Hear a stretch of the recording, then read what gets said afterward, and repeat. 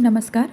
SY BCom semester 3मधील corporate accounting या विषयामधील डिबेंचर हा घटक आपण सुरू केलेला होता. त्यामधील पुढील प्रॉब्लेम म्हणजे प्रॉब्लेम नंबर 12 आपण आता पाहणार आहोत. सुरुवातीला प्रॉब्लेमचं वाचन करून घेऊया. Shirish limited has ₹6,05% debentures outstanding on 1 April 2021. On that date, debenture redemption fund was at ₹5 lakh, represented by ₹5,10,000, 3% loan of Government of India. Shirin limited या कंपनीने 6 लाख रुपयांचं 5% डिबेंचर्स खरेदी केले आहेत, म्हणजे इश्यू केलेले आहेत 1 एप्रिल 2021 रोजी. आणि त्याच तारखेला डिबेंचर रिडम्शन फंड 5 लाख रुपयांचा आपण केलेला आहे, परंतु रिप्रेझेंटेड केलेला आहे तो 5,10,000 रुपये आणि त्याच्यावरती 3% लोन हे आपल्याला गव्हर्नमेंट ऑफ इंडियाला द्यायचं आहे. The annual instalment added to the debenture redemption fund is ₹82,300 and interest is ₹4,900. On 31st March 2022, the balance at bank after interest on investment held had been received was ₹1,56,400. On that date, investment were sold. 31st March 2022 या दिवशी balance हा आपल्याला दिलेला आहे, म्हणजे आपला balance होता 1,56,400 आणि त्या दिवशी आपण ती इन्व्हेस्टमेंट सोल्ड केलेली आहे, म्हणजे 1,56,400 एवढे पैसे आपल्या अकाउंटमध्ये बँक अकाउंटमध्ये आलेले आहेत. Show the necessary ledger accounts for 2021 and 2022. हा आपला प्रॉब्लेम आहे. आता आपण प्रॉब्लेम सोडवायला सुरुवात करूया. ठीक आहे, आपल्याला अशा प्रकारे अकाउंट्स तयार करून घ्यायचे आहेत. In the books of Shirin limited 5% debentures account. 5% debentures account तयार करून घ्यायचं आहे. अकाउंट्स कसे तयार करायचे हे आपल्याला सर्वांना माहीत आहे. आता सुरुवात करूया आपण. प्रॉब्लेममध्ये सांगितल्याप्रमाणे आपला बॅलन्स ब्रॉडडाऊन करून घ्यायचा आहे.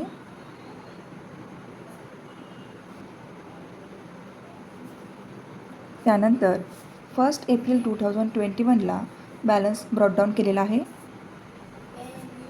आपला फरक आलेला आहे 6 लाख रुपीज, दोन्ही बाजूला 6 लाख रुपीज, आणि जो फरक आलेला आहे तो आपण या ठिकाणी ट्रान्सफर केलेला आहे.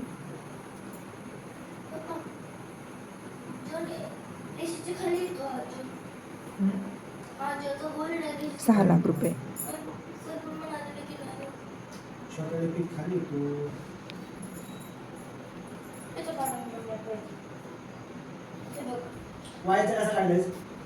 Bye balance ब्रॉडडाऊन.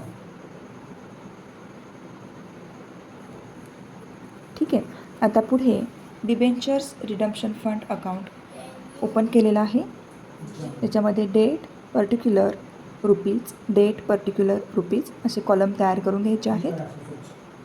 प्रॉब्लेममध्ये आपल्याला डिबेंचर्स 6 लाखाचे दिलेले आहेत, परंतु आपण त्याच तारखेला 5 लाखाचे शेअर्स हे मान्य केलेले आहेत. त्याच्यामुळे आपण सुरुवातीला 5 लाख रुपयांचे शेअर्स काय करणार आहोत, पोस्ट करून घेणार आहोत. 5 लाख रुपयांची एंट्री आपण ॲड करणार आहोत. 1 एप्रिल 2021 बाय बॅलन्स ब्रॉडडाऊन. या ठिकाणी 6 लाख रुपयाचे डिबेंचर्स जरी घेतलेले असतील तरी आपण ते 5 लाख रुपयामध्ये कन्वर्ट केलेले आहेत. त्याच्यामुळे इथे 6 लाख रुपयांचं पोस्टिंग न करता आपण 5 लाख रुपयांचं पोस्टिंग या ठिकाणी करणार आहोत. अमाऊंट कॉलममध्ये 5 लाख रुपये.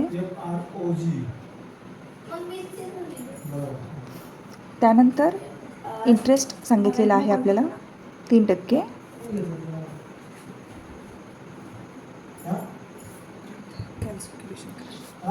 कॅल्क्युलेशन करायला पाहिजे होतं.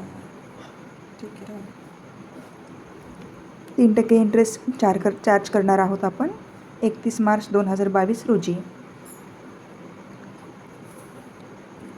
इंटरेस्ट कसा चार्ज करायचा आहे ते आपण पाहूया. 31 मार्च 2022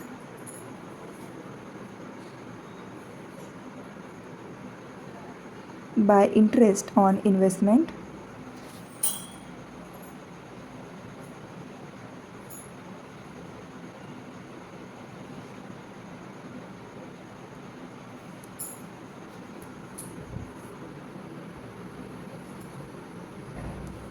₹5,10,000 आपल्याला चार्ज करायचे आहेत. कारण जरी आपले 5 लाख रुपये आपण मंजूर करून घेतले असतील तरी आपल्याला 5,10,000 3% लोन काढायला सांगितलेलं आहे. त्याच्यामुळे आपण 5 लाखावरती लोन न काढता 5,10,000वरती लोन काढणार आहोत. 5,10,000 गुणुले 3%. उत्तर आलेलं आहे आपलं 15,300, 15,300. 15,300. ठीक आहे. आता पुढचं पोस्टिंग होणार आहे त्याच तारखेला by profit and loss surplus account. या ठिकाणी आपल्याला जेवढा हप्ता भरायला सांगितलेला आहे तेवढाच हप्ता आपण या ठिकाणी भरणार आहोत. प्रॉब्लेममध्ये आपल्याला 82,300चा हप्ता भरायला सांगितलेला आहे. या ठिकाणी पहा 83,200चा हप्ता आपल्याला पे करायचा आहे आणि इंटरेस्ट 4,900 तो या ठिकाणी आपण घेणार आहोत. Profit and loss surplus account 82,300 आणि त्याच तारखेला DRF investment debentures redemption fund investment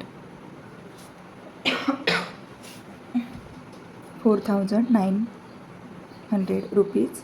आता आणखी कोणतंही पोस्टिंग या ठिकाणी करायचं नाही आहे. आपण क्रेडिट साईडची टोटल करून घेऊया. 6,02,500 6,02,500 आणि 31 मार्च 2022ला आपल्याला फरक आलेला आहे 6,02,500चा. बाय बॅलन्स कॅरीड डाऊन किंवा टू बॅलन्स कॅरीड डाऊन किंवा टू जनरल रिझर्व्ह.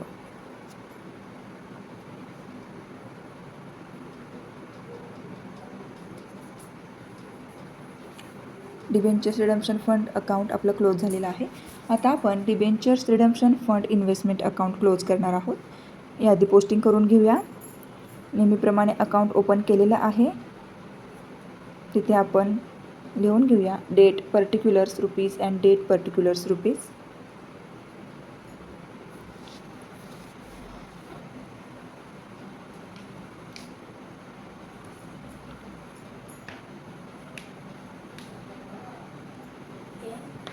आता आपण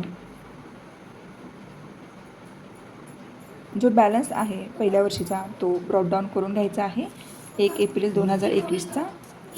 तो बॅलन्स ब्रॉडडाऊन काय सांगितलेला आहे 5 लाख रुपये. तोच आपण यावर्षी घेणार आहोत 5 लाख रुपये. त्यानंतर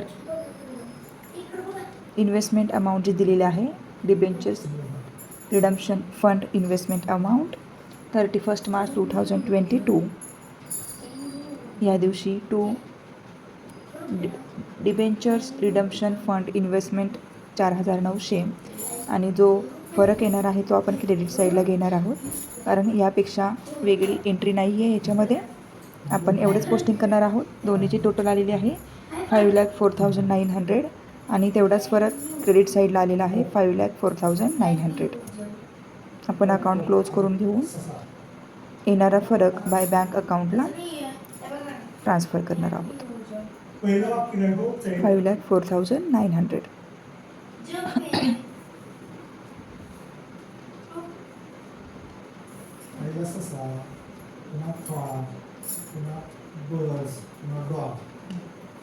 ठीक आहे.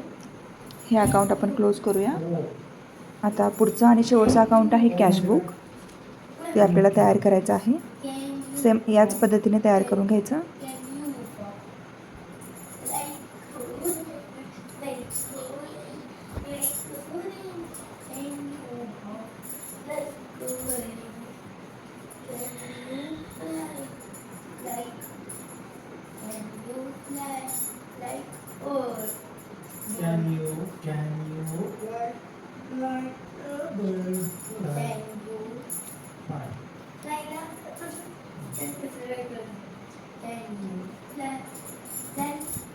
आपण हे झटपट अकाउंट तयार केलेलं आहे. तुम्ही व्यवस्थित पट्टीच्या सहाय्याने अकाउंट ओपन करायचं आहे. आता आपण बॅलन्स ब्रॉडडाऊन करूया जो प्रॉब्लेममध्ये आपल्याला सांगितलेला आहे 31 मार्च 2022चा. तो बॅलन्स ब्रॉडडाऊन कॅश अकाउंटमध्ये आपल्याला कोणतं बॅलन्स ब्रॉडडाऊन करायचं आहे 1,56,400. हा जो इथे बॅलन्स दिलेला आहे तो आपण कॅशबुकमध्ये मेन्शन करणार आहोत आणि हे कॅशबुकमध्येच करणार आहोत कारण की हे इन्व्हेस्टमेंट सोल्ड करून आपल्याला हे पैसे मिळालेले आहेत. पुढचा आहे 31 मार्च 2022ला डिबेंचर्स अकाउंट इथे पोस्टिंग करणार आहोत आपण. By debentures account 6 lakh rupees.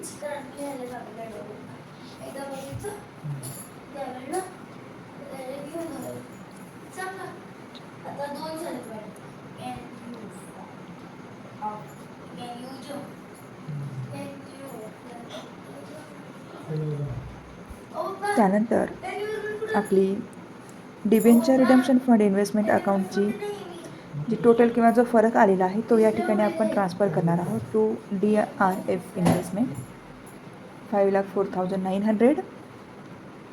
आणि शेवटी आपला फरक जो येईल तो या ठिकाणी आपण मेन्शन करणार आहोत. डेबिट आणि क्रेडिट साईडची टोटल आपली आलेली आहे 6,61,300. 6,61,300 आणि आपला फरक आलेला आहे 61,300.